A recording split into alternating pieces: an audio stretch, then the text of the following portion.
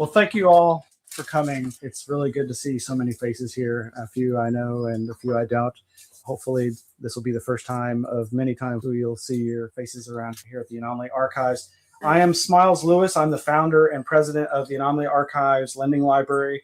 We're a nonprofit community group that is dedicated to educating the public about all types of anomalous phenomena. This ranges from the subjects you'll be hearing about today, cryptozoology, as well as ufology and parapsychology and other areas that are often referred to as pseudoscience by skeptics and debunkers, but which I think really represent the truest expression of science in terms of its trying to grapple with the anomalous data that it comes across on a regular basis, whether this be in the naturalist world, investigating hidden animals or undiscovered creatures, or the strange unidentified objects seen in our skies as long as the humans have been looking up at them. I'd also like to thank Richie and Naomi for bringing Mr. Downes and his wife Karina to us here in Austin, Texas.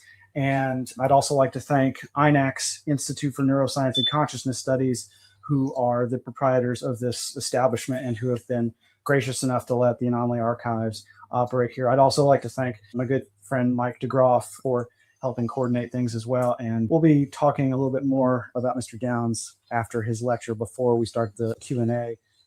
That sounds really frightening.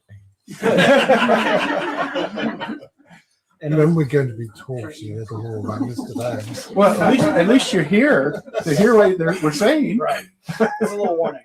Anyway, I'd just like to say I've been fascinated by strange phenomena for a long time. And like many people, I grew up seeing shows like In Search Of and other shows that documented possible evidence of cryptids, unknown mystery animals. And over the years, I've been amazed to discover the depth of research going on here in Texas. Most people, when they think of things like Bigfoot, perhaps the poster child of cryptozoology, they tend to think of the Pacific Northwest, when in fact there's a lot of activity and history of sightings of strange bipedal creatures in the Lone Star State. And in fact, at one time, Texas was home to not just one cryptozoology conference, but two different cryptozoology conferences every year. And I was very happy to have the opportunity to attend those different conferences across the state. And we have the proprietor of one of those conferences here in the audience for a really fantastic organization doing a lot of really good instrumented scientific research into the probability of a North American hominid, and that is our friend Craig Wool here, who is with the TBRC, Texas Bigfoot Research Conservancy, a nonprofit based out of just North Texas. All right. And they just had a conference a little while ago in Tyler, Texas. And I've been privileged to go on a few overnight expeditions to environs in East Texas with the proprietor of another cryptozoological conference, a gentleman by the name of Chester Moore Jr. And in fact, that launched my semi-professional hand modeling career. My hand is next to a track in one of his books. And it was at one of his conferences as well that I was really first introduced to some of Mr. Downes' writing via the magazine Animals and Men.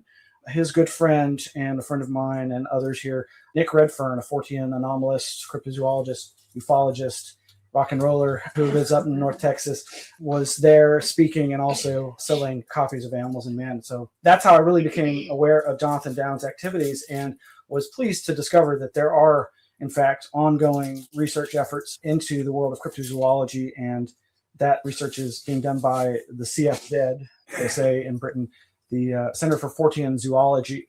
There are copies of Mr. Downes' books available after the lecture, and you can see copies of those in the front.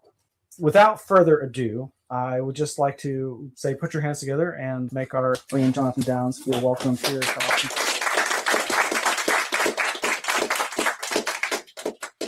Well, thank you very much for having me. I apologize, Craig. I've been staring at you for the last 10 minutes. I recognized your photograph and didn't realize it was you. Okay. I realized it was you. Craig and I have been sending each other emails 4 or 5 times a year for years and years and years.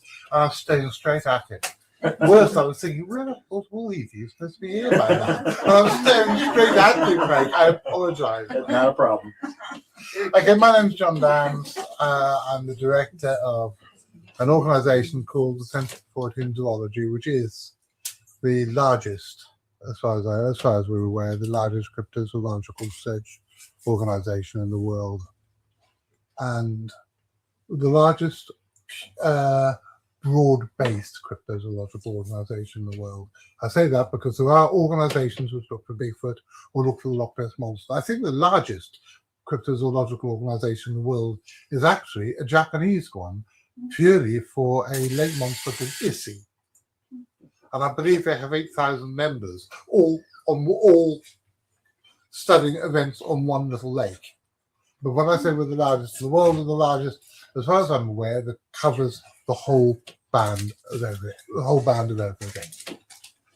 Everything from lake monsters to Bigfoot to the sort of things that I'm a real fraud, really. Half the stuff that I study fascinates the heck out of me, and nobody else is interested. Like the new species of cockroach which are coming out of Malaysia.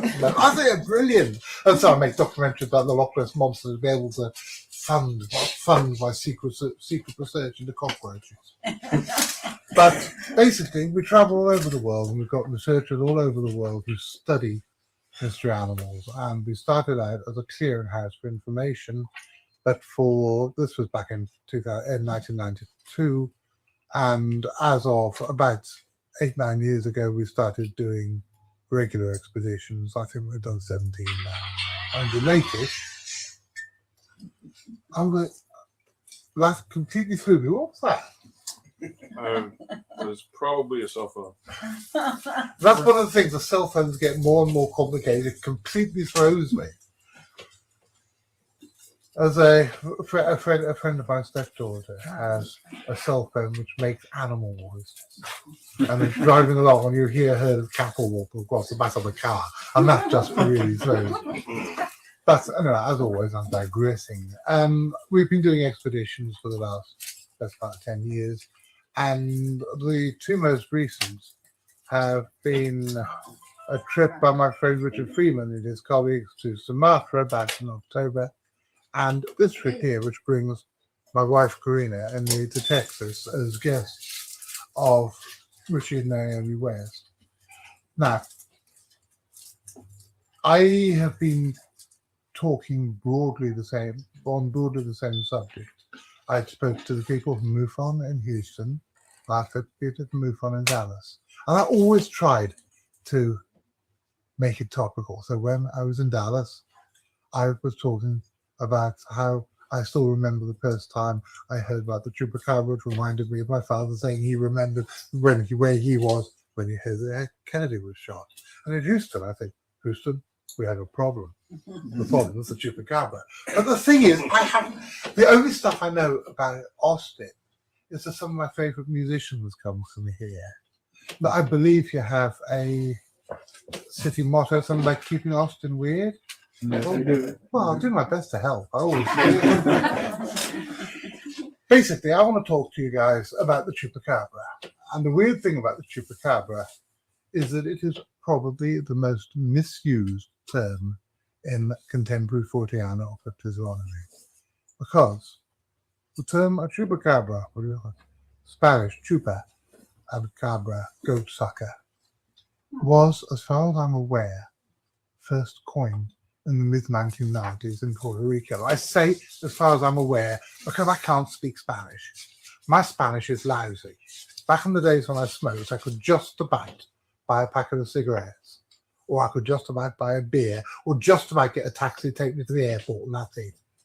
But I found myself, about 5 years ago, me and Nick Redfern had been caught in a horrible tropical rainstorm that you would not believe, and we looked like drowned rats. And we'd been out in this rainstorm making a film for the Sci-Fi Channel, and then we came into this bar in the outskirts of Canóvanas in Puerto Rico, water pouring off us, and we sat down at this table with a guy called Ishmael Aguayo, who I've met on several occasions. I first met him about 13 years ago, and I met him again in 2004.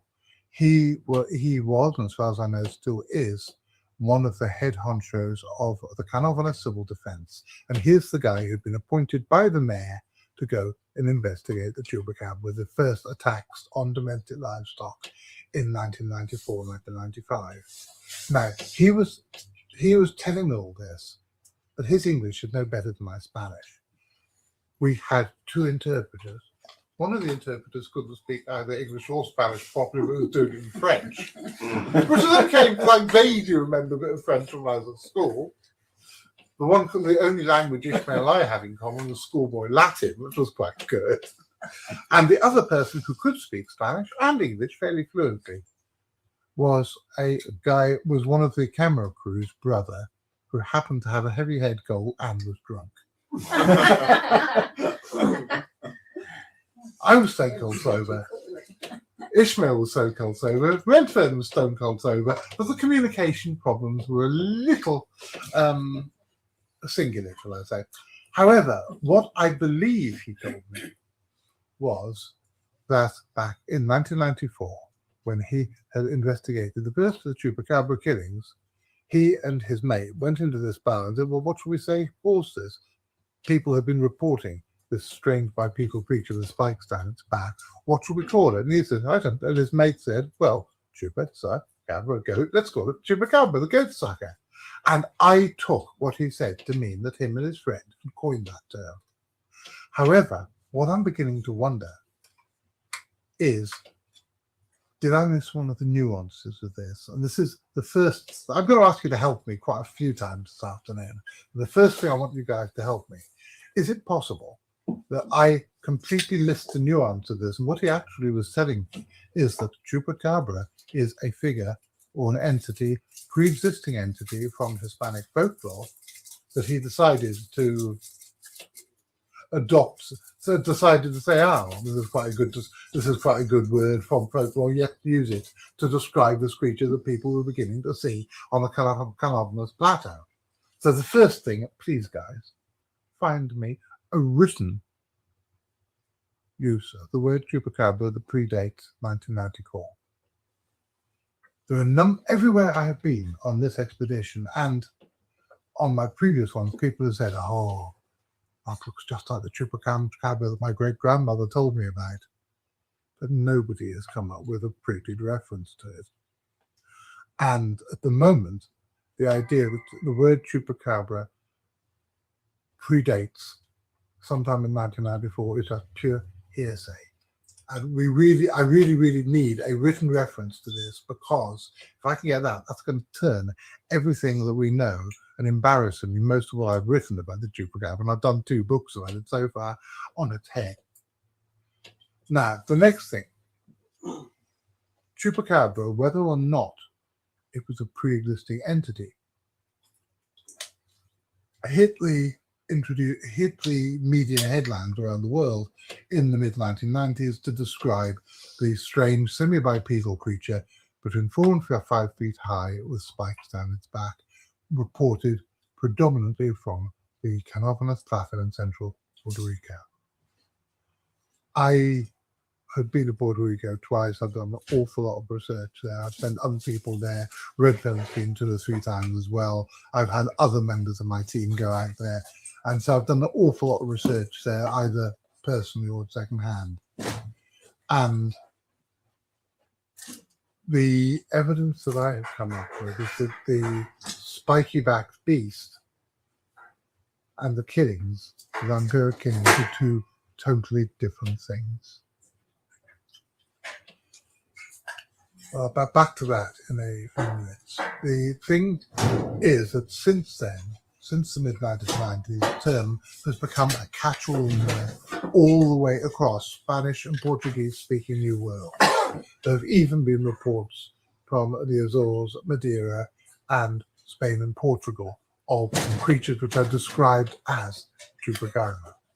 It's not that they're described as the spiky-backed thing from Puerto Rico, and like I said, I'll talk about that for a minute, but the term has become a catch-all term to be everything from pterodactyl-like entities in Chile to ape-man type creatures in Venezuela to blue dogs in Texas.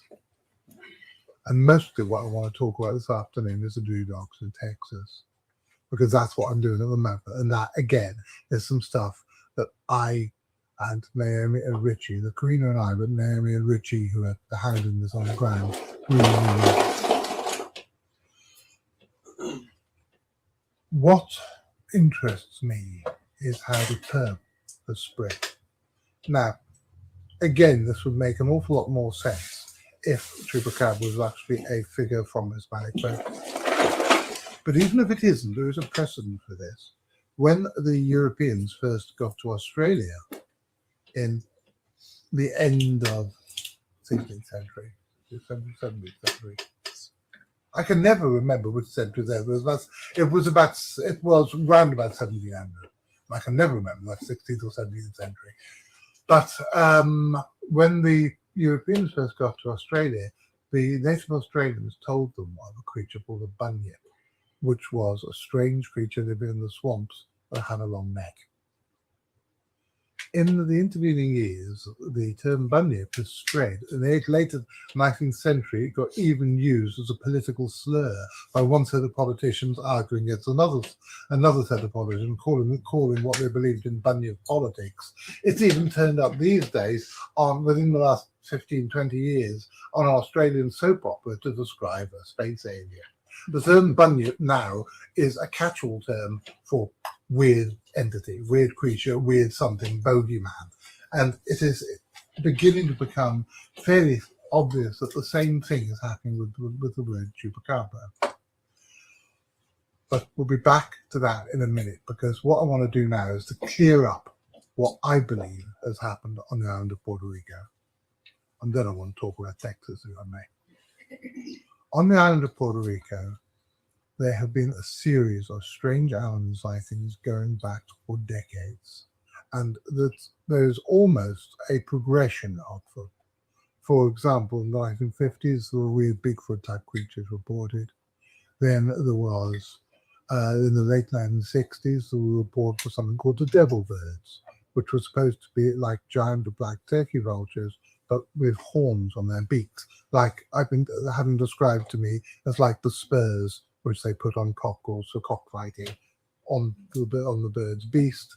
Then there were the sightings of strange hairy dwarves. Then there were sightings of a creature that looked very much like a modern chupacabra, but it was supposed to only tap banana trees. Go back to that one later. And believe me, go back to that one later.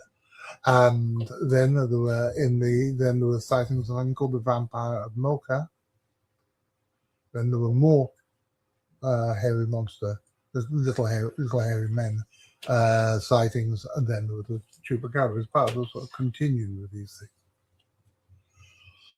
But the thing that interests me most about the chupacabra is that despite the mythos that's grown up around it, the witnesses, and I've interviewed, I think it's 42 different witnesses, either to the animal or to killings that have been attributed to the animal on land for Asia over the years. These have the stamp of a real creature. Now, I've said stuff like this, and people in the more critical branches of the Fortean press have said, oh, no, Jon Downes doesn't believe in the paranormal. He's just a debunker. He's just of course I believe in the paranormal. My wife and I live in a haunted house. Believe me, our house is haunted. Nobody's business. I just about to say rude words, but I'm in front of ladies in the audience and I'm being filmed. So, but our house is haunted. You would not believe there's at least 7 ghosts in our house. Everyone who ever comes to our house sees them. And the book which I am most famous for is a book about a 6 foot high feathered bird man of Wooding Cornwall. Of course I believe in the paranormal. But I also think that as scientists, and as people who are trying to study this stuff, we should not make the mistake that so many people do of trying to label everything that is seemingly inexplicable as paranormal. The number of people I've met who have claimed to be investigators who've actually just got themselves half-dozen press cuttings on a subject and said, well, mate, yeah, it's all paranormal, isn't it? That's not really. To me, that's lazy journalism. That's an easy way out, because most of the stuff which I have investigated over the years has turned out to have a prosaic, a bizarre explanation. And whereas there are creatures that I have been told about, like the Owlman, that really do not fit in with any established or any even semi-logical frame of zoological reference. The stories that I hear from people on the island of Puerto Rico, and I have people who write to me regularly, these are the marks, these are the accounts of real animals. Now, a lot of what has been told, what people in Western Europe and North America have believed about the chupacabra is wrong because of purely our own cultural preconceptions. Sorry about this, guys. It's very unprofessional for me to be gulping away at water all the way through, but I'm a diabetic and I drink an awful lot of water. I was very careful again to say I'm not to say I'm a diabetic and I drink them from that, because that would probably just underlie an awful lot more cultural preconceptions that some people have on me, which, believe it or not, are apparently true. However, back to the chupacabra. For example, I have had people, I've seen it in print, and I had people come to me and say, "Senor, it had the face of a devil."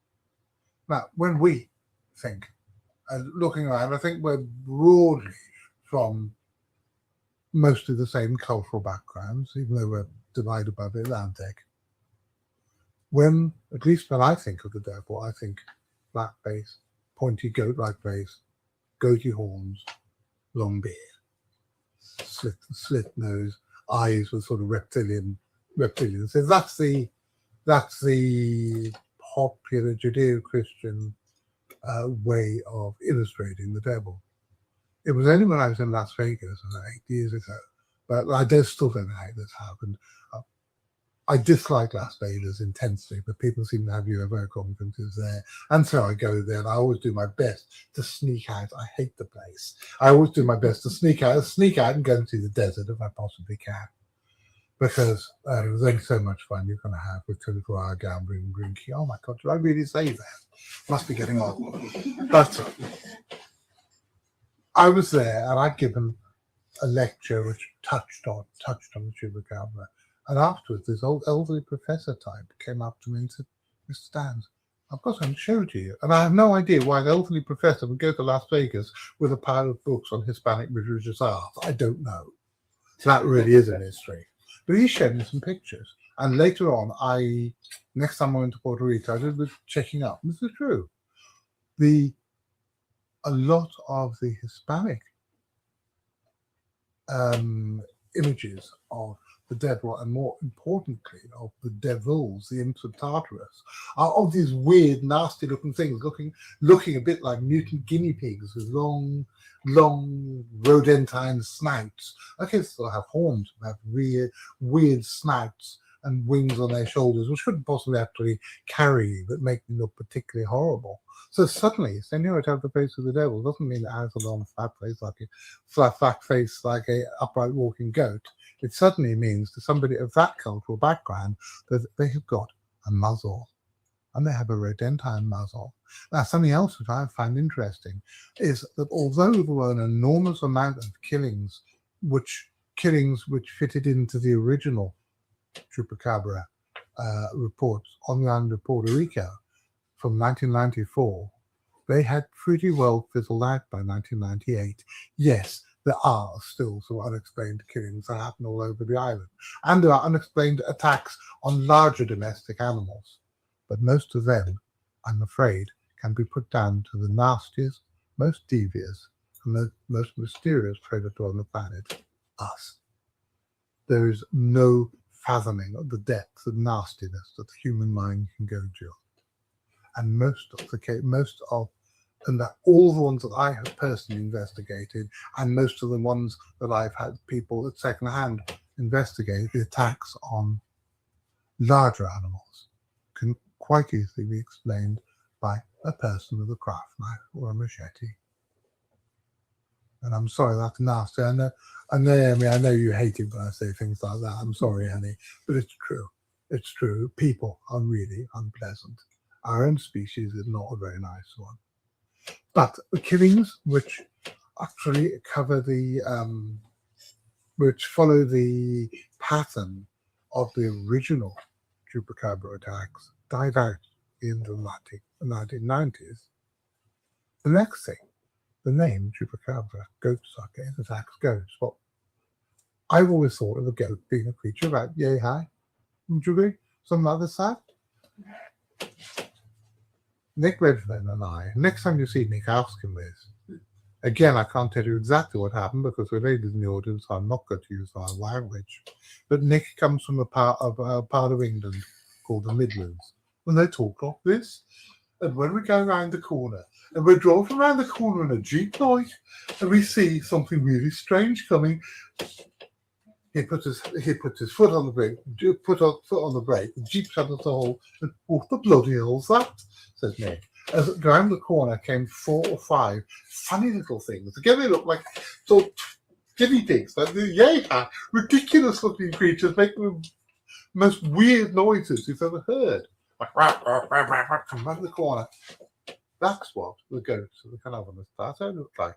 They are the size of the pygmy goats that you get around here. And they're really, really I was looking at them for several minutes before I realised what the heck they were. They're the most bizarre little creatures I've ever seen. And suddenly, Senoritas attacks my goats. It isn't a creature big enough to take down an animal that size. It's a creature big enough to take down an animal that size. And again, that changes. Everybody on the island knew what the goats in the Anomalous Plateau did, but unless you've actually been there and seen them, you would have had no idea. I thought, right up until I saw these things, I thought that was what the Puerto Rican goats were. And even when you see a photograph of a goat on its side, puncture wounds in the neck and obviously dead, there's no size reference. And suddenly, the whole thing gets turned on its head. And the final thing came to me when I was in one of the farms, and then I went to there. This was with the Sideback channel, and we went to interview a chap who'd had 4 of his peacocks killed about 8 years before. This was that 60. This was 60s before, because this was 2004. And he said that he told us a story, and he showed me a photograph. And again, I've been told before. Seniors have 2 puncture wounds in the leg, and sometimes it's like half a star cut out of the head to reach the brain. And it's horrible. Until you see the photo of what happened. Triangular hole in the head of the peacock. And I thought, I've seen that before. I've seen that before a lot of times, because I was brought up in Hong Kong. And that is what happens when a mongoose attacks. But are there any mongooses on the island of Puerto Rico? No, they're exclusively an old world family until you find out that the government of Puerto Rico imported them in 1880 to keep it down the rats. Oh my. And then suddenly, everything once again gets turned on its head. But what about the chicken that I did an autopsy on the first time I was in Puerto Rico? For years, I dined out on this. When Buffy the Vampire Slayer was the most popular program on TV, I used to stand up. So, yes, ladies and gentlemen, I'm not quite as good looking as Buffy or any of her friends, but I'm the only person you ever met who's done an autopsy on a vampire victim. And all the students in the audience would go, What's true? When we were in Puerto Rico in 1998, there had been an attack on a load of cockerels, which had been in a little farm called, I think it's in England we call it a small water. It was a farm which was about 4 times the size of this building here, which was breeding cockerels for cockfighting. Now, here I just want to say, I hate blood sports. I think blood sports are evil. But I also really hate the sort of Englishman who goes to other parts of the world and tries to tell them how to live their life. So I keep my own moral views in my pocket, keep my fingers crossed, and try not to look too hard on doing things like this. But the guys had left. There were 2 chickens left, and one of them was underneath a bush. Everything else had been taken away to the incinerator. But one was underneath a bush. We hoiked it out. My friend Graham, who was with me, went under there, nicked my walking stick, and hoiked the dead chicken out under the bush. And I cut it up with a penknife I had in my briefcase. And yes, it was dreadful blood. Yes, the liver was missing. Yes, the only entrance wounds were 2 marks on the neck, and I could not see any way that the liver, enormous organ, could be taken out. The liver, of course, being the most highly vasculated organ in the body, full of blood. And again, that I fell for it. I thought, vampires. Okay, some years later, in fact, it was the same time I was in Las Vegas with Nick Redfern and Greg Bishop and a guy called Matthew Williams, a crop circle maker from England, who's a friend of mine. And we snuck away from the conference. There's only so many times you'd sit and listen to the same thing being said about the MJ12 doctors. And hell, we come all the way from England. I didn't want to sit in a conference room, breathing air-conditioned air, listening to the MJ12 doctors for the 14th time. So we went out. We hired a car. We went out in the desert. And we went out to a place called the Valley of Fire National Park. Have you ever been there? Isn't it gorgeous? It is one of the most amazing places I've ever been. And as the sun goes down, because you've got all these weird red sandstone, I call them mini mesas. They're not as big as the ones that, I mean, I can climb them, and you can see I can hardly bloody walk, but I could climb up the top of that. Well, I think there's quartz crystals sticking out of it, and when the sun's just going down and reflects off all these crystals, it's like being in a rock concert where gods do the special effects. It's absolutely amazing. Wonderful experience. But before the sun went down, I still smoked in those days. And several of the other members of the party didn't. And so rather than offend their sensibilities by smoking a cigarette in front of, I climbed up to the top of one of these little mini mesas, basically just to sit there, have a cigarette and look at the countryside. And up at the top, I found a small dead bird. It was a partridge or a quail or something. It was a little game bird. And I'm a naturalist. I like looking at things. And I was looking at it. I was trying to work out what it was, to memorize it. So because I'd got a book of American birds. So I left it back in my hotel room. I always take this book with me. And then I noticed something really peculiar. It didn't have any injuries on it. But there was a long red ants. And they were crawling. They were going up to the body. And they were going inside the body through the cloaca. And they were coming out of the cloaca carrying little locks of flesh, congealed blood. Suddenly, you can have, this explains how a body should be completely exsanguinated without any entry or exit wounds. Suddenly, it's not a vampire, it's a bit ants. And this completely blew me away because I had no idea of this. And I had one of those, what I believe behavioral psychologists call them, aha experience. When you go, well, I just sat on the top of the mesa. I burst out laughing. And all these other ufologists down the bottom, all sitting around being earners, they must have thought I'd gone up to the top of the mesa to smoke something that wasn't a cigarette because I was laughing so much. Because for years I'd been dining out and saying I was a vampire or autopsy person, and I hadn't. And I have found empirical evidence that it is possible for a body to be drained of blood with absolutely no supernatural intervention whatsoever. And bizarrely, about 6 months later, I was in Illinois doing something completely different, and I saw the same thing on the body of an American robin. I've never seen this happen anywhere else except in America. I mean, I've seen lots of dead bodies in England, but I've never seen it happen there. Maybe it's something to do with New World ants. I have no idea. It is something I know practically nothing about the behavior of the ant tribe. I wouldn't know how to tell one ant species from another ant species. I don't know if it is just something that New World ants do or not. That is something which I very much hope somebody else will be able to follow on, research and tell me, because it's something I've just not seen in England. Have you been introduced to the fire ant yet? Yeah, I have been introduced. I got bitten by one last time I was here. Blew Not a off fun something. experience. Not nice at all. But that's one species I think I probably could identify. But suddenly all the things, the demonic countenance, its vampiric habits, they're all going out the window. So,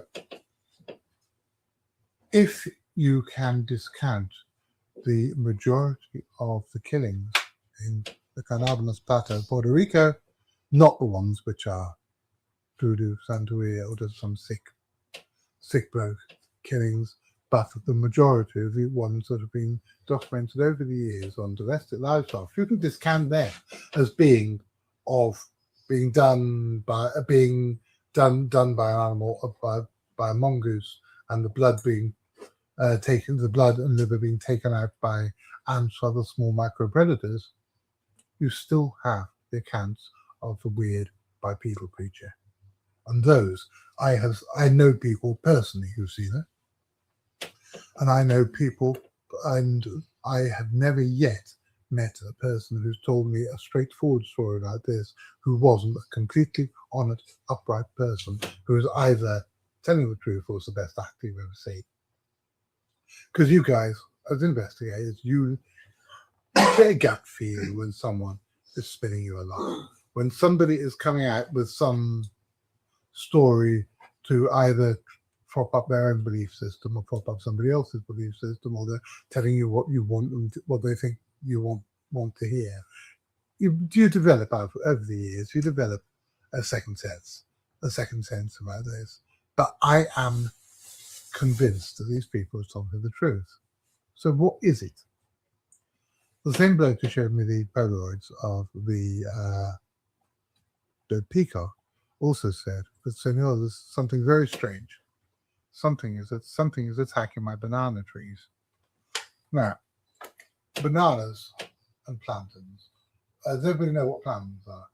Because I said it's in England, they don't. In England, they only know one lot of them, yellow bananas, and that's about the only thing. But yeah, all bananas are plantains, not all plantains are bananas. So. But they are the big cash crop of the peasant farmers in Puerto Rico. And please, guys, forgive me if I'm telling you stuff you know already, because I usually, when I'm talking to an English audience, I have to explain an awful lot more about stuff that people don't understand. Same as if I was talking to you about one of the things that I've investigated on Dartmoor or something, I'd probably have to give you an awful lot more background, history and geography lessons while I'm at it. So please forgive me if I'm telling you stuff you already know. But plantains are the main cash crop of this part of Puerto Rico. And he took me up to a little grove of banana trees, and two of them had been seriously damaged.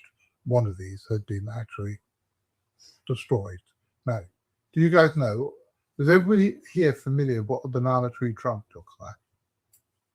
It's not wood, it's that weird pissy stuff. Now, I saw the damage on this, and again, I had another aha experience because it was something I'd seen before. Something I'd seen before a long, long time ago. When I was a child, I was brought up in Hong Kong, which at the time was the last jewel in the crown of the British Empire, in which the sun was never going to set. It basically set about 10 years later. But it was the last that I lived. It's like people now say, "Hey, John, what was the 60s like?" And I said, "I don't know." Everyone then makes jokes about, "Oh, you can't remember the 60s." And again, it's the substance abuse jokes all come out. But the reason I don't remember the 60s because I didn't live in the 60s. The 1960s in Hong Kong were probably like the 1930s in England. You know, every Sunday morning, the governor in an open-top Rolls Royce and a hat with ostrich feathers in would drive to church. Every midday they'd fire the cannon, and once a week we'd stand to attention to the age of six upwards, stand to attention in our school assemblies and sing "I Vow to Thee, My Country," which is all stuff which hadn't happened in England since well before the war. So I don't know what the 60s were like. I was never there, but I was in Hong Kong at the time when there was very nearly a communist invasion. After the Cultural Revolution in China, when the Red Guards were massing just over the Chinese border and were very nearly came and invaded Hong Kong. I have no idea why they didn't. No one seems to know why they didn't. It's a bit like Hitler not invading Britain in 1940, because if he had done, he'd have won the war. If the Chinese had marched across with their red guards, they'd have won. I don't know why they didn't, but they didn't. In fact, digressing slightly, but one of the most horrific memories of my life was going into my parents' bedroom at the time. And then you hear this sort of thing, and then it's always the prelude that the child saw what he shouldn't. And this time, the child did see what he should and shouldn't. I saw my father giving my mother a revolver with 3 bullets in it. The Chinese came, one's for me, one's my brother, one's for her. And that's the sort of thing, at the age of 8, you go. And it's one of those things that stays with you. But after the Chinese invasion didn't happen, there was a big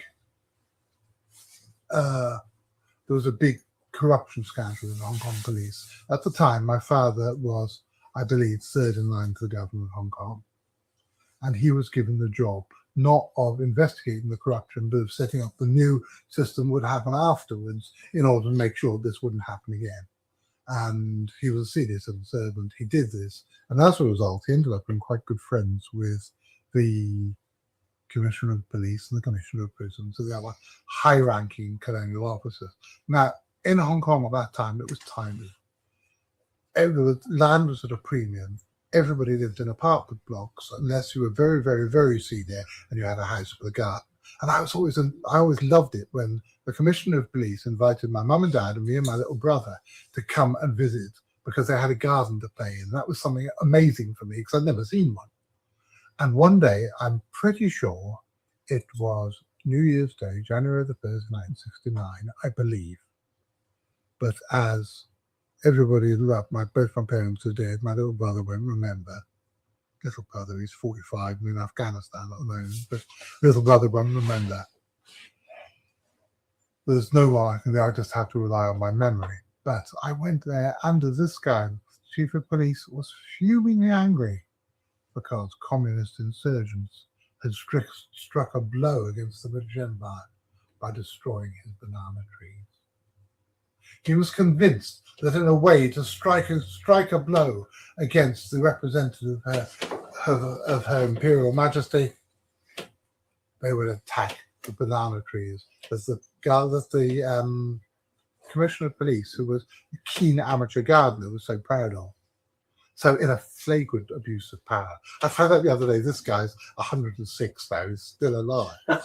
So just a quick haircut. Now, any of you related to the Commissioner of Police in Hong Kong in 1960? Yeah, okay, I can say this, but do me a favour, don't tell him this, because I was terrified of him at that age. Probably still terrified of 106. But in a flagrant abuse of power, he did what he shouldn't have been allowed to do, because you didn't have armed. The armed police in Hong Kong were under the control of the government back in England. There were very few of them. The ordinary police didn't have weapons. And even the government of Hong Kong was not legally able to get hold of armed men. But somehow he got hold of 2 soldiers who were snipers. I have no idea how he did it.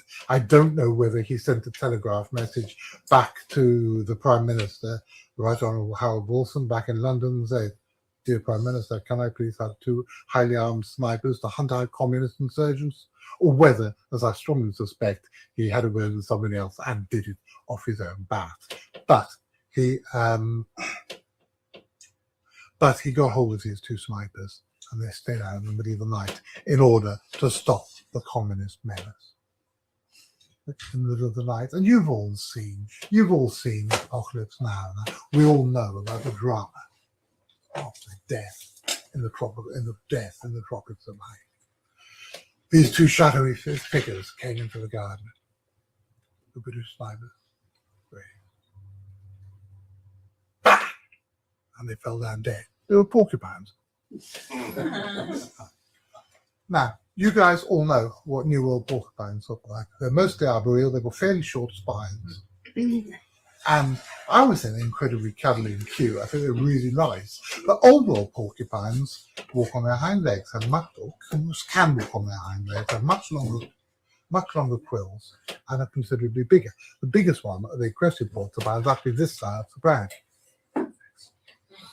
And the ones which the Commissioner of Police and his completely illegal snipers had shot, thinking they were going to stop World War III starting and quelling the communist menace, were actually Himalayan porcupines, which I believe now is, at the time it was Hystrix hobsoni, the Hobson's or Himalayan porcupine.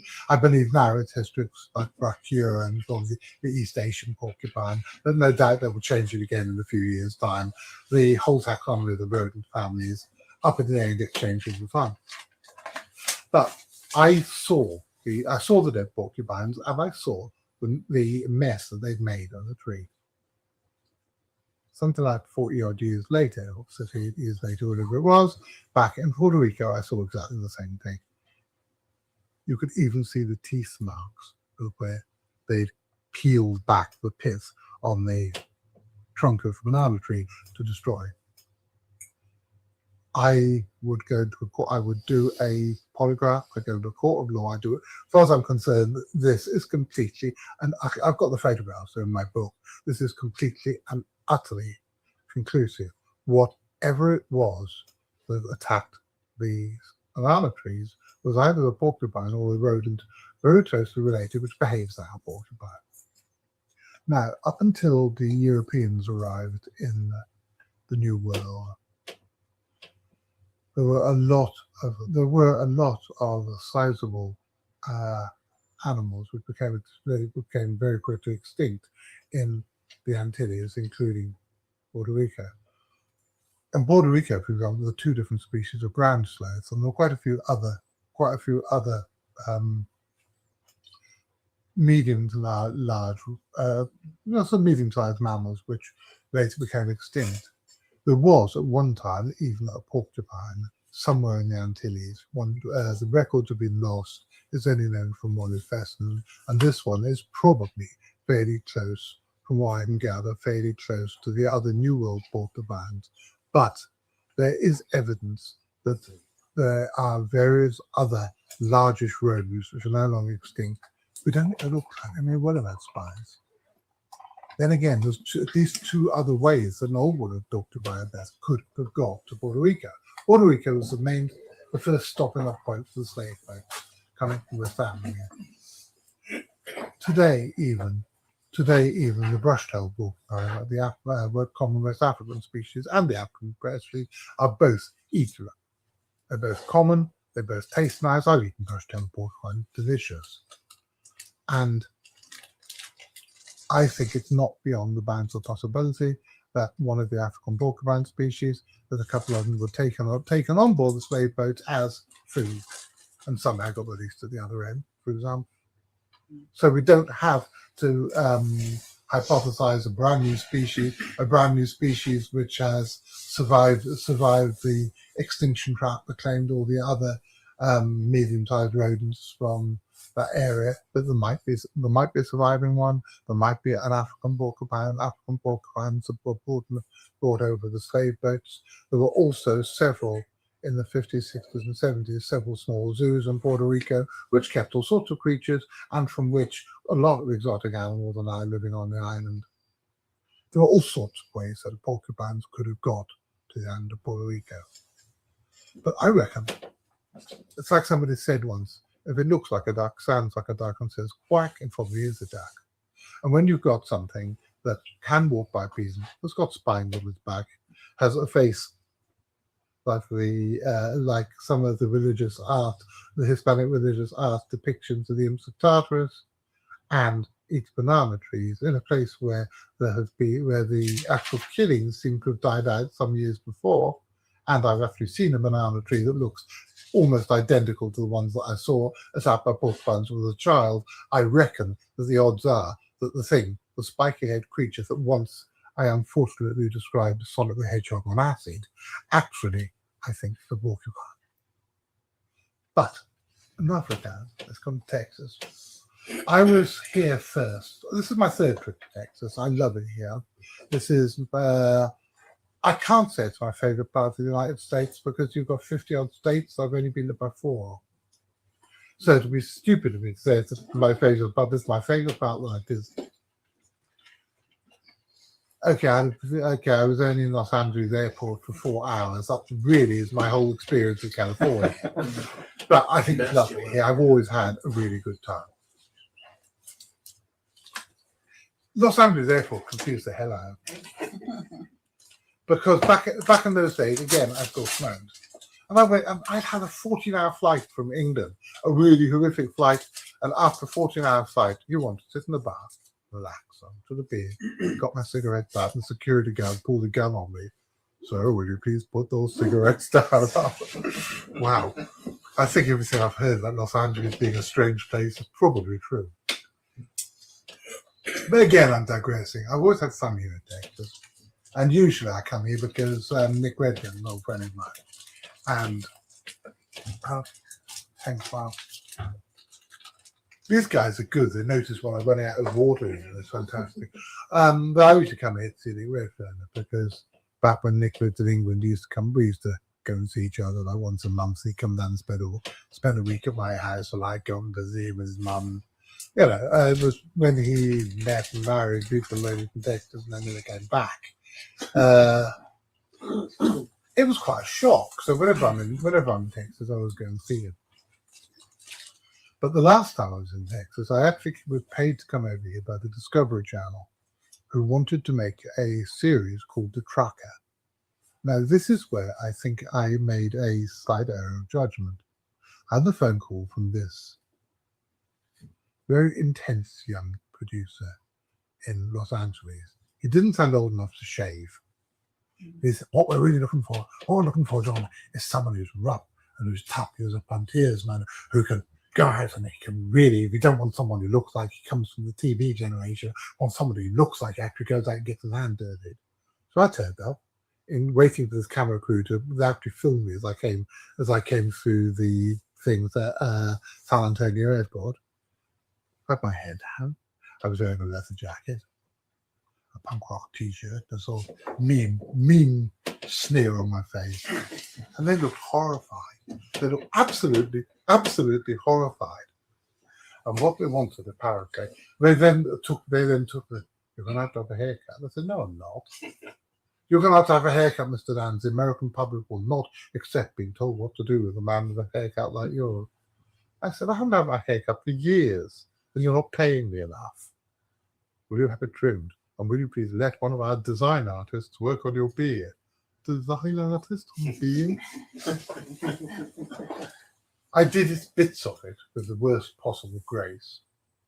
And I actually found out 2 days ago that, because they never even told me I was sacked. They filmed bits of this. Pilot. I went back to England, never heard from them again. They never actually told me that they never told me I had got the job. But apparently they went out about 3 weeks after somebody called Spaceman Bob. Does anyone know someone called Spaceman Bob? Joe. Or was Spaceman Joe? Well, I don't know, something like that. Who apparently had a pair of false antennae on. Maybe that's what they call maybe that's their idea. Oh, a frontiersman who gets his hands dirty is someone wearing a false alien costume. Duh. But anyway, I went out to a place called Owlman to farm to a little ranch owned by a guy called Devin McNally. And I vaguely heard that in Texas there'd been a couple of accounts of blue hairless dog-like creatures. And mostly what I had been told was that they were, I'd read on the internet that these things were coyotes with mange, and that anybody thought them the Chupacabras, and they did. Well, I'd already decided, which I probably shouldn't have. Well, I'd already decided that these people were probably right. And certainly it wasn't the Chupacabra, because the Chupacabra is suddenly bipedal thing with spikes out of its back that lives on the Canovenas Plateau of Puerto Rico. It certainly isn't a blue-gray dog in Texas that gets shot killing someone's chickens. It does seem to be a completely different thing. But I met Devin McNally and I spent several hours filming and had quite a in-depth conversation with him, despite this appalling film crew who wanted to take sort of novelty angles. They wanted to have me talking to McAnally and have the camera going through the grass as if we were being watched by the beast that was going to leap at my throat and destroy me, so I could replace my spaceman ball. However, what the interesting thing was that the only account up there that the beast had ever done was kill 30 chickens allegedly, and the only thing anyone had ever seen it eat was mulberries. I suppose the fact I was wearing this shirt might have persuaded some beast that I'm sort of some large exotic fruit or vegetable, but you never know the logic of these people. But in between them filming at the stupid angles, and me refusing to say what they wanted me to say. So, John, will you just tell them that you think that this could possibly be an alien? No, of course not. But John, it's a chupacabra. But it could possibly be an alien. What's the idea? They could have been back engineered. What? Back engineered with technology from the Roswell crash? Oh, for Christ's sake, you must be joking. No, John, it's a chupacabra. We paid you to come from England, all the way from England, say it's a chupacabra. I said, no, it's some sort of dog. And at this time, there was the light glinted in Devon McAnally's eyes. You could see that I was the first person there who wasn't going to say it was an alien. But it's not an alien. I'm not saying that the weirder stuff that used to happen in the X-Files doesn't exist. This certainly didn't happen on his farm in early July 2004 when he shot something that he'd seen eating his mulberries and that he suspected to be the animal behind killing 30-something of his domestic poultry. But the thing that kind of interested me was that he was convinced. He told me he'd seen this thing on 4 occasions before he shot it, and it wasn't ill. My stepdaughter is a qualified veterinarian, and I know various other people in the zoo world, in the animal trade world, in the farming world, and the veterinary world. I showed pictures. Now, this is again where this gets confusing. I was sent by a fairly famous Texan pundit a photograph which was supposedly of the Eldorf beast. It turned out to be nothing of the sort. It was actually a photograph being pinched off cryptozoological.com of an animal found in Tucson 2 years before. And that, again, for years, has sent me down yet another blind alley. But I had collected various pictures of these things, particularly this one from Tucson, which is what I thought was the one of the Elmendorf beast, and it was healthy. And I've been told by Devin of creatures that, okay, they were bald, they were great blue in color, they had no skin, they had no hair, but they did stuff that doggies do. They wagged their tails, they procreated, they chased chickens. And I was pretty convinced that any animal that was so riddled with any known skinny disease that it was pretty well completely bald would be sitting shivering in the corner, would be hunched up in a ball. It certainly wouldn't be able to chase and kill 30-odd chickens or sire puppies which, by the way, are in the accounts exactly the same color and morphology as the Barrows. Here, I was convinced there was something interesting. It wasn't the chupacabra. It wasn't an alien. It wasn't back engineered from the Roswell crash, and it had nothing to do with Spaceman Bob. But it is something really, really interesting. Now, Devin McAnally took the first photographs of the end of this, and he took it to a local convenience store, 7-Eleven, something around the corner, just around the corner from his ranch. And he's friends with a lady called Nancy who runs this. I met Nancy for the first time after having read about her for about 6 years. I met her for the first time a couple of days ago, and she's absolutely lovely. And she put up these pictures up in the convenience store and said, have you seen anything like this? And this is where the term chupacabra came from, because apparently some elderly Spanish-speaking woman came in and said, that is what my grandmother told me about when I was a little girl. That is where the story chupacabra comes from. That's why the term chupacabra has been used for these blue dogs. From that one story, then made it into one of the local newspapers and then proliferated across the world. Because as we are living in a world of global communications now, something happens in one corner of the world in a local newspaper, and suddenly, if it's up on their website, it's splashed all over the world. And so one elderly Spanish-speaking lady saying that it reminded her that Chupacabra should be told of when she was a little girl, suddenly goes all across the world.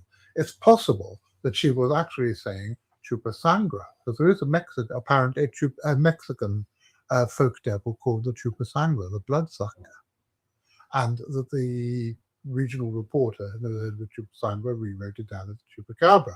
I don't know.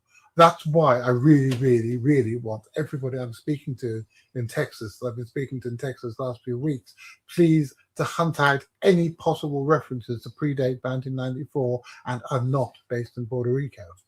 Because this is going to turn everything we know upside down, everything we know on the subject upside down. But I was getting more and more convinced that these blue dogs were something of interest.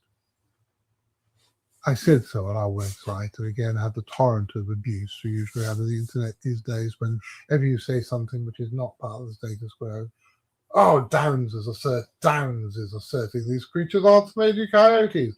Downes is asserting this. It didn't actually say Downes actually told Spaceman Bob that they're aliens from the planet Zog, but all sorts of nonsense was printed. How I was ignoring the stuff that the people had been told, that the people who were experts had said, and that this thing was just a mangy coyote. Well, it's not.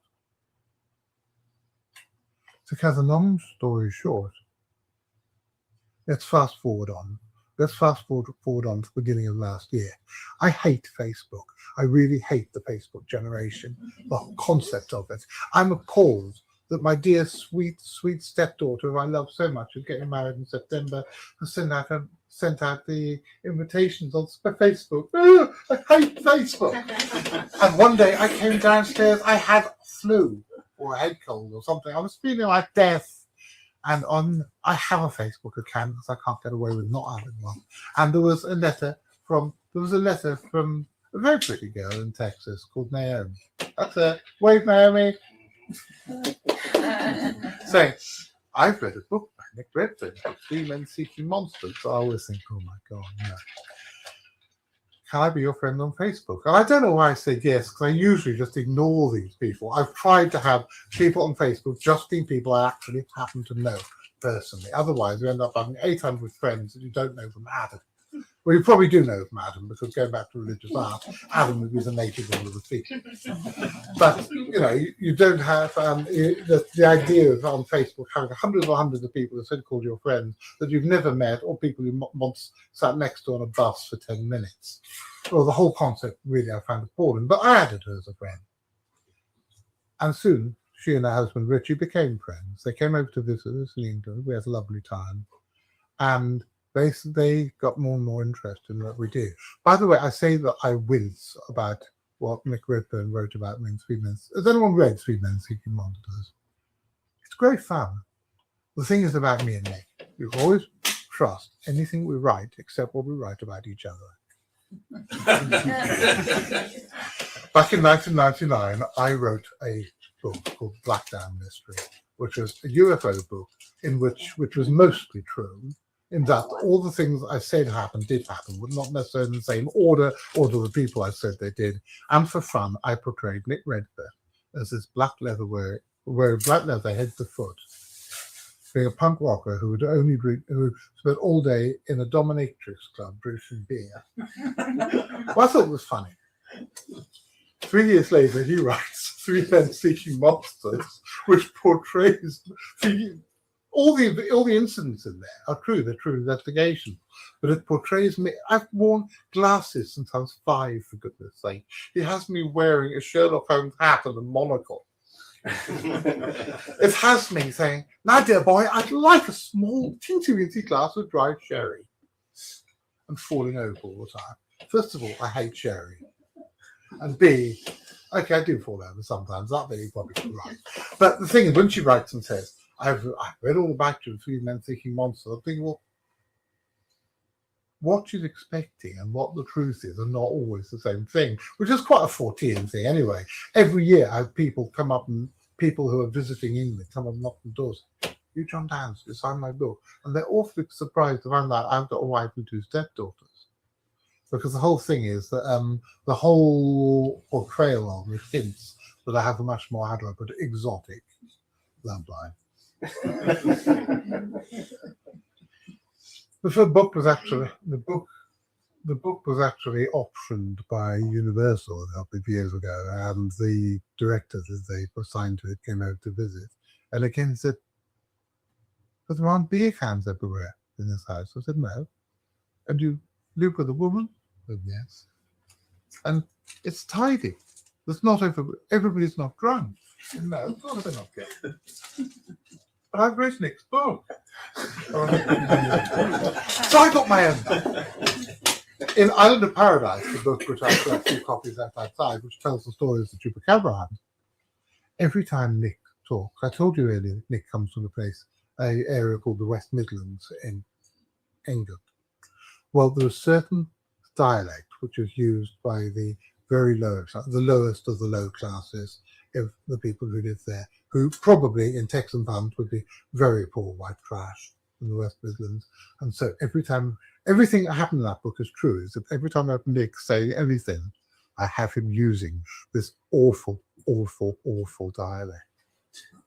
And so I happen to, so he's now writing another book about me, because I hate to think what it's, but this is going on for years. So don't believe anything I write about him or he writes about me, but the rest is true. Anyway, I completely lost the track of where I was.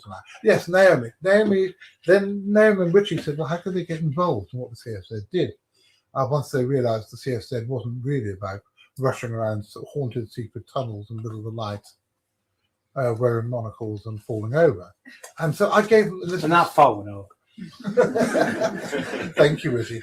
As I gave them a list of stuff I wanted to do, and they went down to San Antonio and they checked out a shop which actually makes and sells jackalopes for me, because I'd been there. But after I'd been there, I got some pictures, but the pictures hadn't come out properly.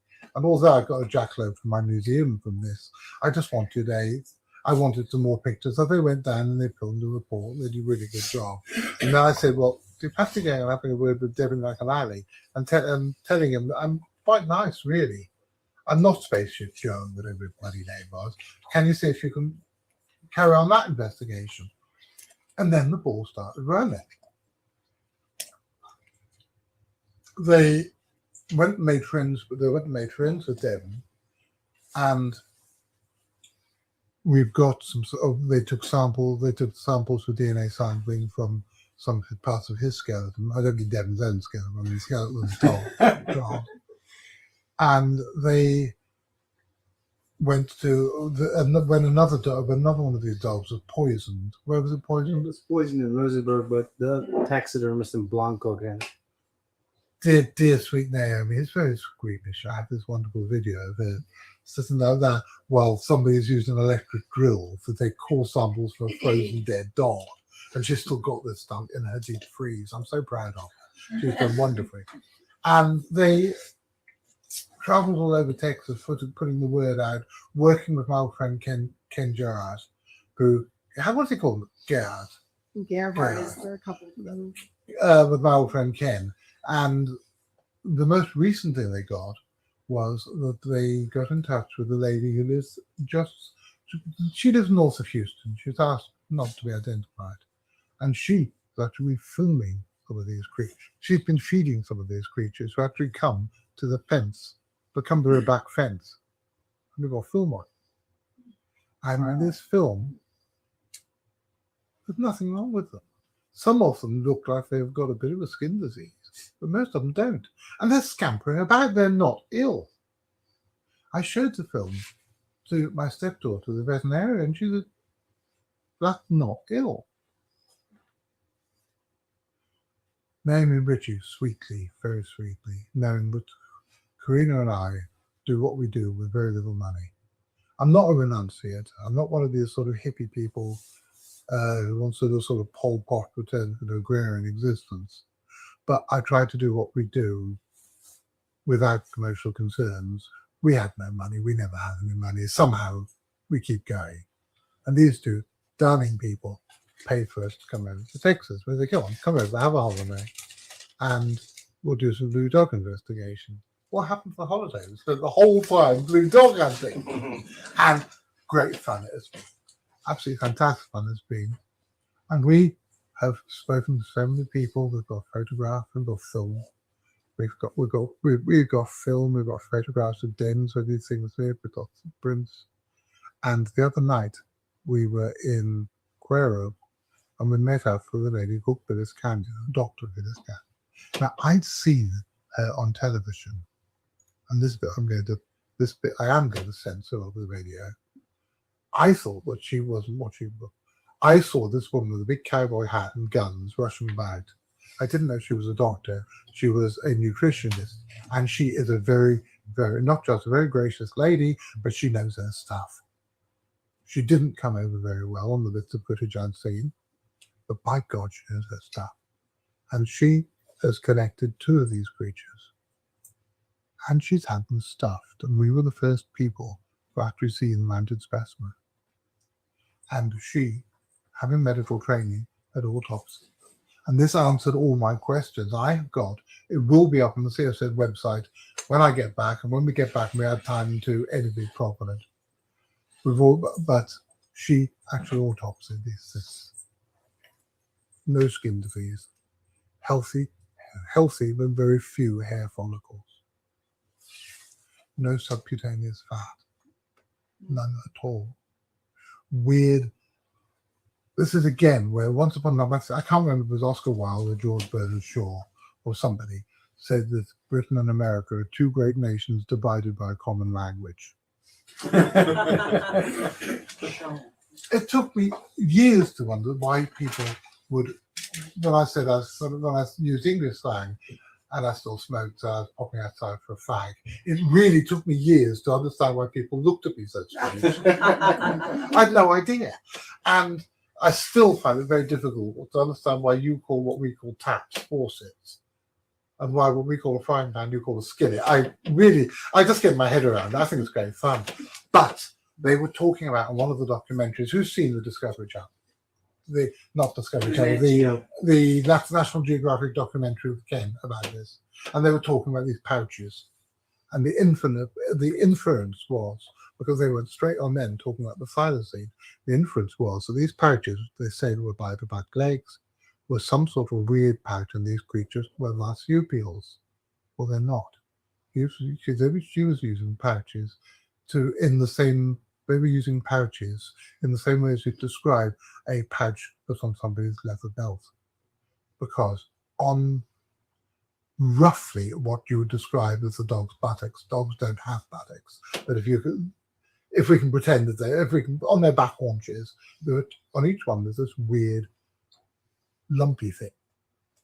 It looks how would you describe it? It looks like this. Let me show you. Don't take your clothes off. Yeah, Kind of looks like that. yeah, it 2 does. of them. Now, Just about that much flesh above. yeah, that's good. Why didn't I see that? You're better at this than me. I posted this stuff and photographs of these on our website yesterday.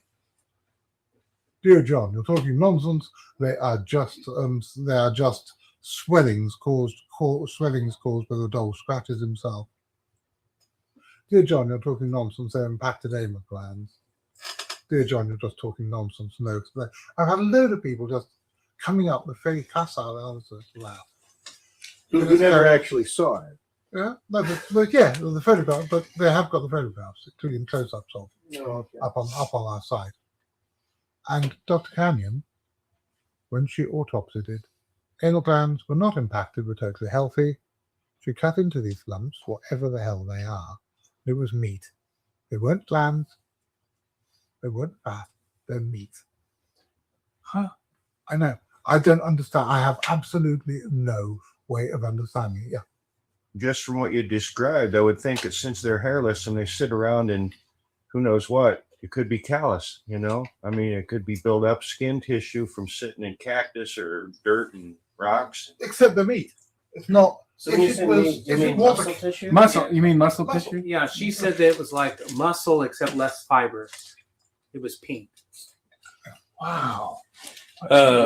My family is from far south Texas, and from Texas all the way to Florida, there's mixed terrain of riparian and swampy lands. And I know that the deer tend to have longer, if you look at a deer from these areas as compared to a deer from a plain, a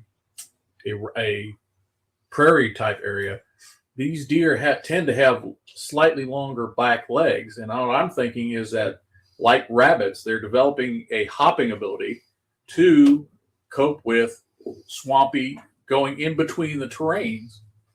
I think that's a really, really good hypothesis because these have longer back legs. And they run occasionally. You don't know if they're dogs, they're deer, or kangaroos. The way they run. There's a common hairless dog in the Andes. Machu Picchu has. Yeah. Do they look anything like that? Not really. But when Columbus arrived, there were a lot of breeds. When the Europeans arrived, there were a lot of breeds of native hairless dogs. There are now, I think, 4. But there were a lot more. But this gets weirder. Just believe me, this gets weirder. These things have seen DNA tests. And I have seen the DNA tests. I've seen the test results. This is not just hearsay. I've actually seen the letters from the to the university labs. They've been tested by 5 different laboratories. The father is a wolf, the mother a coyote. Now this is where it gets really, really, really peculiar. Because, as I understand it, and I will say now that I'm not an expert in canine genetics, I'm bloody well rapidly becoming one, because I've read about nothing else for the last 2 months. Coyotes and wolves can interbreed, but they're not very viable. And the line will die out after a few generations, because they can interbreed, but not totally well. But it's a well-known hybrid. The coyote wolf or the coyote dog, as coy dogs, are very, very well-known hybrids. And no one's ever come across these weird bald things with the lumps on their bottom again before. And these are really, really peculiar. Then we started looking at some of the other pictures. And you've all seen the pictures of the one that was shot at Lufkin and the one that was, if you look at the one that was shot at Lufkin, look closely on where its buttocks would be. Pollock. Yeah, Lufkin's the, which one's Lufkin? That's the Pollock one, sorry about this. The Pollock one has got these strange excrescences, whatever on earth they are, in exactly the same place. Then we looked at the camp of the footage, because these two set up, remember me telling you about the lady north of Houston who has got them coming up to her back fence? These guys set up security cameras, and we've got just over a minute's footage of one of them. And yes, we slow it down. Big lumps on its back haunches. I have no idea what these are. I have heard so far there have been 3 or 4 different hypotheses. I have absolutely no idea. The interesting thing is that these things we do know that they're a coyote wolf hybrid. This then opens a completely different can of worms. Where's the wolf come from? Once upon a time, there were 3 subspecies of wolf in Texas. One lot was hunted to extinction in 1923, one in 1946, and the last Mexican wolf was shot in Texas in 1970. There were a few Mexican wolves left in the Sierra Madre, which were caught. 10 of them were caught in, I think, 1978-79, and used to start up a breeding project. At the moment, there were 42 that had been released and survived in Arizona, over 1,000 miles away.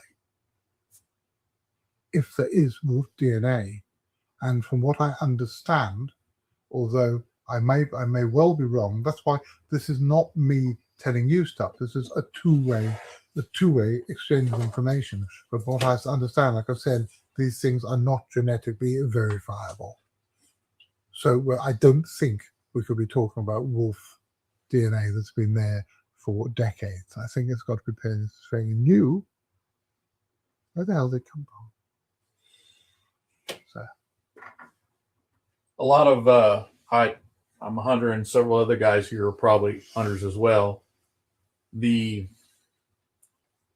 U.S. Fish and Game and the Texas Park and Wildlife Department declared the red wolf extinct in the 60s, 50s or 60s.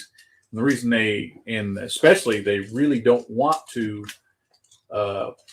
say that there is a viable population out in Texas or in any part of the southeastern United States for economic reasons. It would place vast tracts of undeveloped land as habitat for an endangered species, which is why they are really, I think, one of the as a tangent, they really don't want to bring out the ivory crested woodpecker again, because that would mean they'd have to ball off huge areas to preserve habitat. We've had hundreds of, or I would say at least a dozen or so photos of red wolf throughout the southeastern United States. And supposedly they're extinct in the wild, but they've had plenty of game camera footage of them, and they're healthy and out there. Chester Moore, didn't he? He gone with trail cams. Yeah, I used to work out northwest of here at Crossings. There was a wolf out there, and he actually took pictures of it, so we know it was I don't know what kind of wolf it was. But that was a couple of years ago. That's my next question for asking you guys help. Email me pictures, email me accounts. I've picked up so many wolf stories in the last few weeks, but I had no idea this was going to happen. So please, can you send them to me? Does this creature make any sounds like a owl or a bark or anything? Richie, have we had any accounts of vocalizations from it? What? Noises. Vocalizations, howling words. Denise said that what she's heard is this kind of metallic type snort, like a deer snort. It would be done in a tin pan. That's what she describes it sounds like. Well, because a friend of mine he's not with us anymore, had land out west of here, cut 20 acres, and he swears, he and his friend of his swear that there's this creature, two of them actually out there, and he said they come out at night and they make this horrible shriek, but they don't bother anybody. No. I said, you guys are putting me on. No. And then every time they talk about it, that they would swear to it. Now, if you told me this 3 weeks ago, everywhere I've gone, I've been hearing stories about wolves. This way. I have two questions. First is it necessary that one male be of one species and the female be of the other species, or do they cross over? You said so. On this occasion, there's one specimen. There's one specimen, and I believe the second specimen, and I can't guarantee that, but we know that the father is a wolf, the other is a coyote. Okay. As far as I know, this is not set in stone. Okay. For I understand about it, question. The half-breed children can interbreed amongst themselves. They're not sterile. I have no idea. I think they, from what I understand, when a wolf interbreeds with a coyote, they're not completely sterile, but they're not very viable. They can breed, but not very well. Okay, so my third question is: could a half-breed breed with a wolf or a coyote? Very, very good question. I haven't a clue, but I'm going to find out. I have no idea. It is genetically possible. Yeah, I'm not surprised, but yeah. The reason that there's the inviability has nothing to do with their fertility. There was actually a very good article in Outdoor Life back in 94, 95, whenever there was the big phenomenon of coyotes moving east. The reason that there's an inviability between... If maybe like what Dodd was saying about that wolf sighting couldn't have been maybe a hybrid, like a dog wolf hybrid that got released somehow or another. And another question I have for you is that if it is a dog wolf hybrid, would it show up in DNA as a mixed breed that bred this other blue dog, or would it turn out to be one or the other, like it would point mostly to wolf characteristics? As I understand it, you get what you pay for with DNA testing. And I'm not being deliberately obtuse here. I mean, we get our DNA tested by a lab in Denmark who do it for us for free. So it takes months to get a result, and I know they do it on the cheap. They do it on the cheap because we're not paying for it. From what I can understand, and again, like I said, up until 6 weeks ago, I knew nothing about. They knew nothing about dogs, apart from Father was kept them. I knew nothing about dog history, genetics, or evolution. But the domestic dog is a subspecies of the wolf, and I don't know whether the domestic dog is far enough removed from. I don't know whether the domestic dog is far enough removed from the genetically from the wolves it descended from to be able to show up in. I think it probably could if you're doing a very specialized if you're doing one in a specialized laboratory. But the way I understand it, and again, please shoot me down if I'm wrong, that I know that you have labs which specialize in particular breeds of dog. But what I think they do, say that they're specialized in black labs, they would have genetic material that they've done from 100 black labs, and then somebody comes along with the genetic material from their new puppy and wants to be proved that it's purebred, that they actually then compare it with stuff that's a pre-existing sample. That's how I believe it happens. Yeah, I'm a chemist, and we going through instrumental analysis classes. You do it depends on which instrument you use and what you're trying to do, but typically they have libraries. Now, when I was in school, they didn't have the automation they have today, but these libraries have different charts of different types of compounds. Like if you're looking for like an acid group, like a acetic acid, that's a carbon acid. You can see that grouping in different instrumental analysis because you can see the certain peaks that show up. So you know that that you analyze a compound, you know that that's a carbonic acid, and I believe in DNA testing, if something similar, when you break up a DNA molecule and do the chromatography on it, which is what DNA sampling is, you get certain peaks in certain areas which isolate which type of animal it's coming from. And then you have to have libraries to compare what you have. You compare them to those libraries to find out if it's a cane, what is it, the Canis familiaris or whatever group. Anyway, that's how they go down the different trees and figure out what animal. I could give you a little more detail there, although off the top of my head, I'm not going to swear to it because I haven't done this stuff since 1997. But I used to do some work in genetics in a genetics lab. And basically the principle of the system is that what you're looking for markers.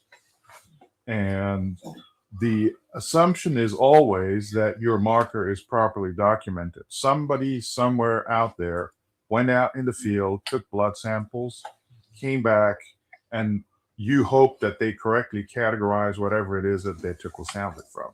So your markers are only as good as whatever the field work was that lies behind it. Yeah. I've seen some of these libraries. Literally, there's a marker there, and that marker says something like rodent. In other words, you don't even know if it's a mouse or a rat. But one of the markers on Phyllis Canyon's first genetic report says unidentified Calid, New Mexico. Yes. Well, she got excited and said that means it's an unidentified new species of dog from New Mexico. I said no, it doesn't. No, what that means is dog, they didn't know what it was. Somebody took a sample, jotted something down in their notebook, and then read their notes later, and that was all they could get to them. It was a dog. You know what's interesting about this, because Naomi and I got to look at both mounts of Phyllis's animal and the Blanco animal, and they both had the same skin.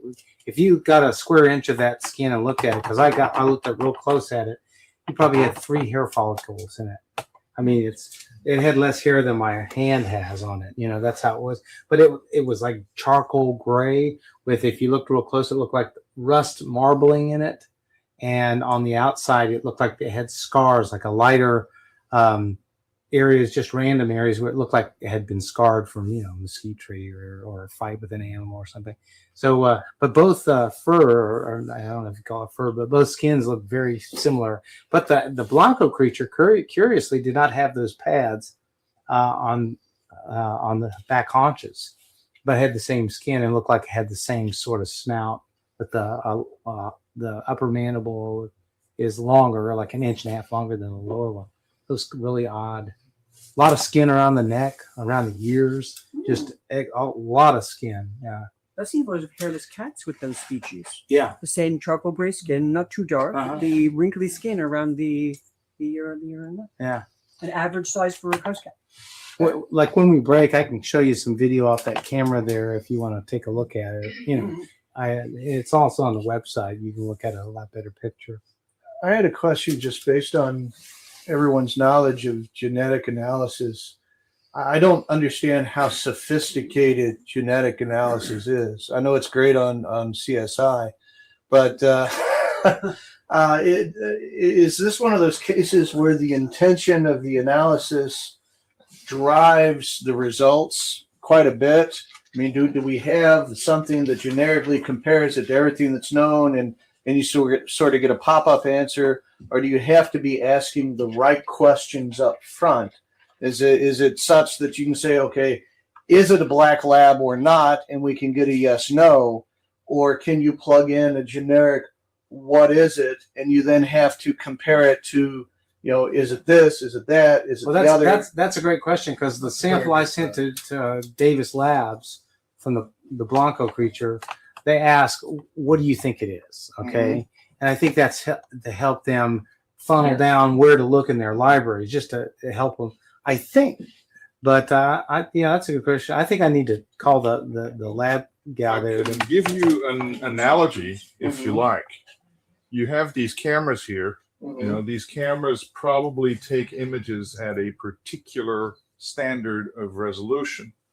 Now, if you want to store that image, what you can do is you can take a big, like, flash drive or something like that, and you can use that flash drive, like, 128 gig or whatever it is these days, to store one massive high resolution image, which means you got that one image.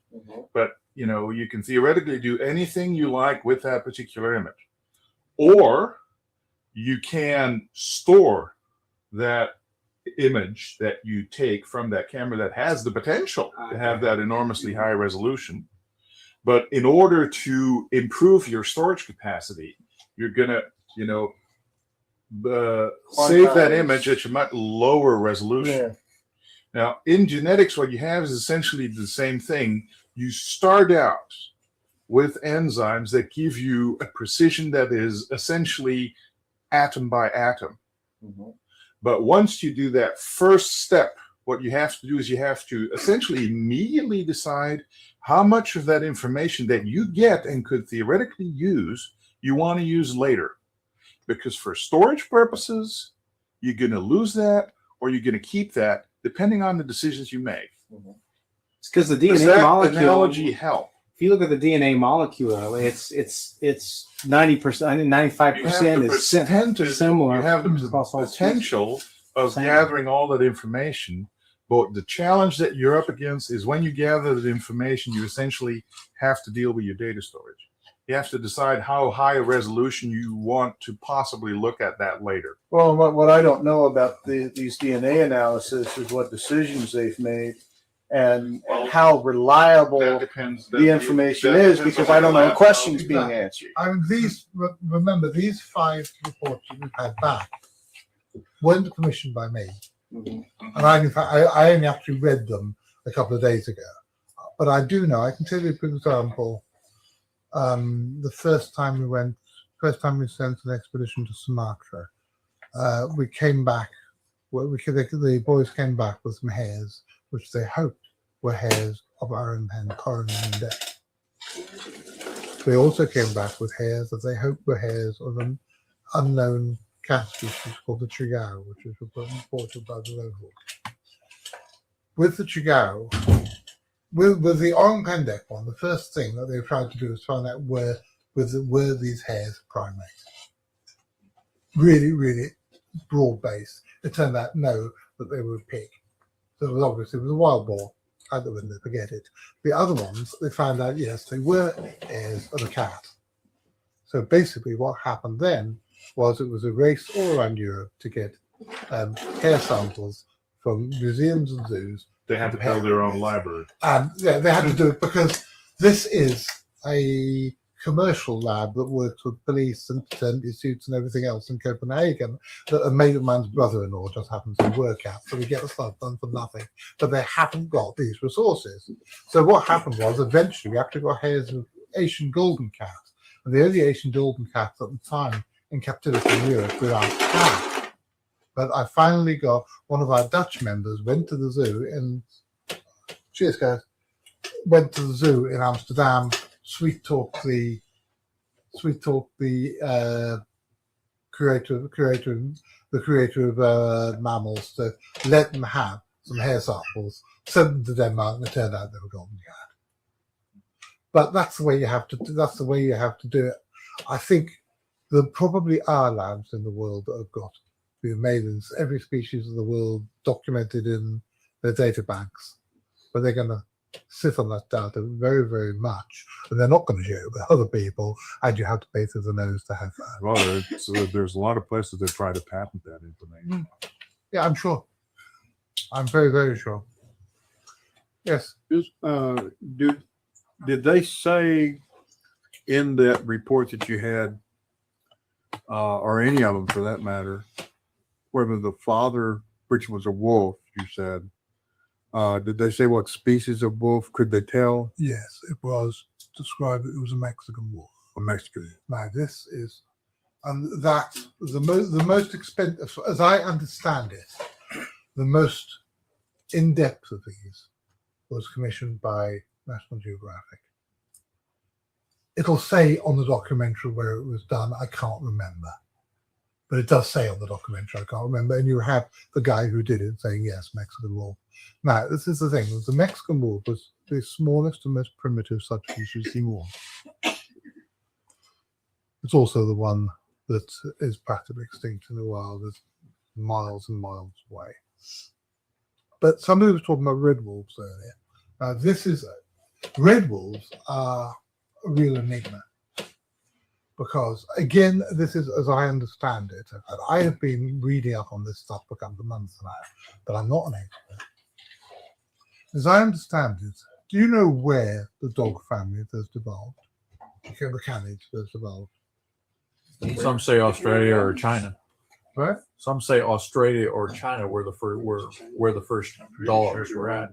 No, the first members of the Canidae. Canary Islands? Southern Texas. Well, they did have dogs in the East. Southern Texas. Southern Texas. Now, I got this information from Wikipedia. Wikipedia don't make stuff up, but I have been checking the sites, checking things at sites. Wikipedia, you should never ever expect. You should never ever accept anything it says on face value. Right. But it's quite an easy way. I, for the last month before we left, on the laptop on the side of the bed, I was sitting up in bed reading my way through websites about dog genetics. From what I understand, the first members actually were found, the Canidae came from southern Texas. And one of the earliest ones was the red wolf. The one there, the earliest ones that's still around is the red wolf. And the red wolf, as I understand it, then went across the land bridge into the old world, where eventually it evolved into the grey wolf. And the grey wolf, which is one of the most successful species ever, came back. But it's still being argued by everybody whether that makes the red and grey wolf genetically different enough to be a separate species. Some people say it's a subspecies of the grey wolf. Some people say it's a species of its own. Some people say it's a hybrid between the grey wolf and a coyote. And nobody seems to agree on this at the moment. Well, that's essentially because there are several competing definitions of species, and they are not always in agreement with each other. Well, the one that still confuses the hell out of me is in the frog family. You have an animal. You have a animal which, for years, in Britain. You've only got one species of frog, allegedly the common frog, Rhino temporaria. But there were two other species that were introduced. One was the marsh frog, Rhino rudibunda. Remember which? Rhino escalante and Rhino rudibunda. One's the marsh frog, one's the edible frog. And it turned out some years ago that the edible frog was actually an incredible complex introgressive hybrid between the marsh frog, which we knew had been introduced into Britain in the 18th century, and something called the tall frog, we've not been valued with. So in order for there to be edible frogs, there would have to be gall frogs. So a great hunt of that, they actually found the last surviving British indigenous race of pool frogs that basically nobody knew was there. Nobody knew were there, and these were discovered I think 1998 or something. But you have something which is not a species, but it's a complex integrated hybrid, but it's still being referred to as a species. So yeah. One of the things, of course, that genetics has done for taxonomy, and that enormously frustrates some taxonomists and enormously exhilarates others, is that it has demonstrated that you can't necessarily tell what species an animal is just by looking at it. You have to look at its DNA and see, because you can have two animals of two related species, obviously, or they wouldn't look the same, but that on a genetic level are considerably divergent. You can't tell. It's sitting there in that pond, and you don't know what species and how far it is. Well, okay, I'm gonna give you a hypothesis I've got, and I'd like you to shoot it out of the sky, because I don't know enough about genetics to know whether this makes sense or not. But it is a hypothesis which amuses me. I think it's fun. I think it's a nice idea. I would love it if you could say to me, that makes sense. I strongly suspect you're going to say that's the biggest load of rubbish I've heard in my life. But could it be, if these things are indeed a hybrid between Canis latrans, the coyote, and Canis lupus mexicanus, the Mexican wolf, and if there are only one or two, or very, very, very, very small and inbred and genetically completely undiverse population of grey wolves left, what is the chance that a hybrid between what one of these genetically very, very, very inbred and genetically not very strong wolves and coyotes everywhere would be more likely to either cause a mutation or to unlock something which is in the DNA but which has been buried there for a long time? The more the inbreeding, the more you're going to get those mutations. But what about unlocking something that's inside the... We used to breed rabbits for show, and such thousands and thousands, and kept records. And you would inbreed to get show qualities. But we always noticed the more intense the inbreeding, the more the rare mutations and such would come out through. And we get very commonly the undershot jaw, the overshot on the front, bone deformities, muscle deformities. So there's always a trade-off, because sometimes you get a prize animal, but the more you inbred them, the closer you inbred them, the more you got that they didn't want. It's just like the royal lions of the aristocracy, British kings, the British, and yeah, and the pharaohs. Same thing with the pharaohs. The more you do the inbreeding, the more you get the bad stuff. I think well, there is one difference that might be relevant here, is that there's not just since these are feral animals, these are animals that live out in the wild and manage to survive at least well enough in the wild to be occasionally seen, is that their very bad inbreeding effects are going to be selected out because these animals are living in the wild.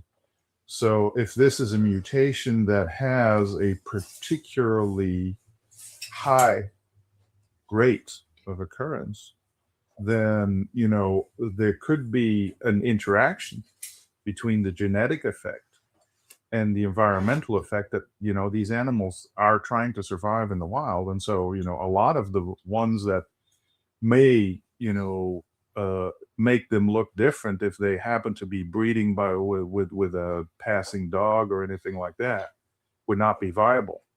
So what you're seeing is a feral population. Yeah, that's something to bear in mind. Because there's going to be an environmental effect also. These things have only started to appear in the last 4 or 5 years. An awful lot of nonsense is being talked about. They are not a new species. And I'm forgetting about the joke about UFO ball. They are not new species. They are a hybrid. But they are showing so many peculiarities that I haven't touched on some of them. They build nests. There's some evidence that they can climb. Okay, the Carolina, the Carolina dog can climb? I don't mean climb. I don't mean climb like a gibbon do too.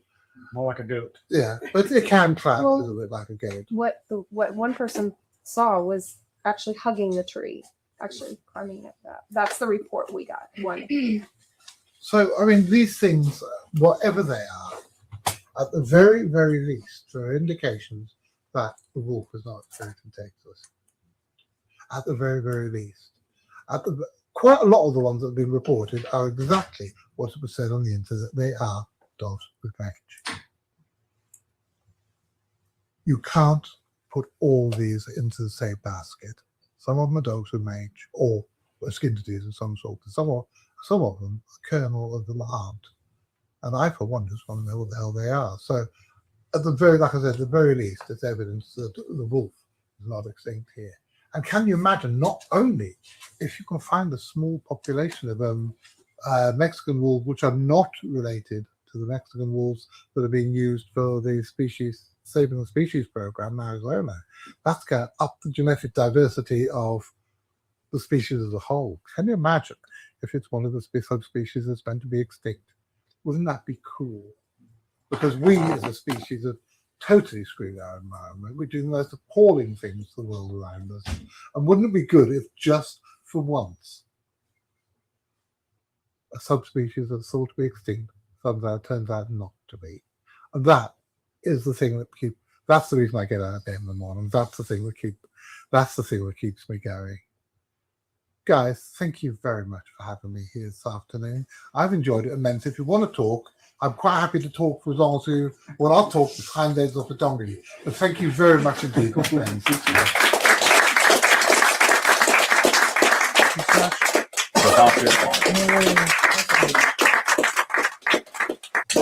I'm getting all emotional. Well, thank you again for coming.